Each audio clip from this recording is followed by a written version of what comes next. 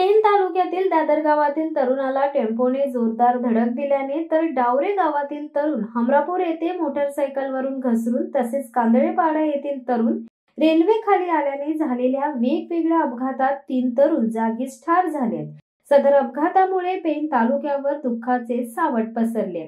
याबाबत सविस्तर माहिती अशी की 25 फेब्रुवारी रोजी सकाळी दादर गावातील हरेश धनाजी पाटील वय वर्ष 20 राहणार दादर तालुका पेण हा तरुण पोलीस भरती परीक्षेचा अभ्यास करण्यासाठी गावाबाहेरील स्वामी परमानंद मठाकडे पायी चालत जात असताना MH06BV4092 या क्रमांकाच्या 3 व्हीलर टेम्पोने जोरात धडक दिल्याने झालेल्या अपघातात त्याच्या डोक्याला मागील बाजूस जबर दुखापत होऊन त्याचा मृत्यू झालाय।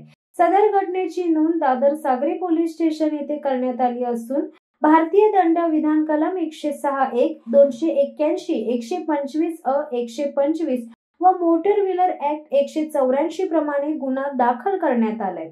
तर दुपारी हमरापूर गाव येथील मोरीवर डावले गावातील विवेक विष्णुदास घरत वय वर्ष 38 राहणार डावरे तालुका पेण हा मोटरसायकल वरून जात असताना गाडी रस्त्याकडेला स्लिप होऊन झालेल्या अपघातात त्याचा मृत्यू झालाय।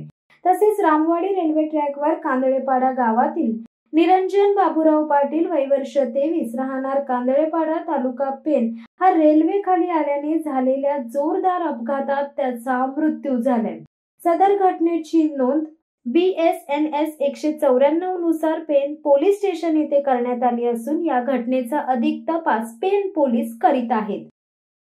शिवसत्ता टाइम्ससाठी देवा पेरवी, पेण। दे धडक बेधडक वृत्त देणाऱ्या आपल्या शिवसत्ता टाइम्स न्यूज चॅनलला लाल बटन दाबून सबस्क्राईब करा आणि बेल आयकॉनला क्लिक करायला विसरू नका।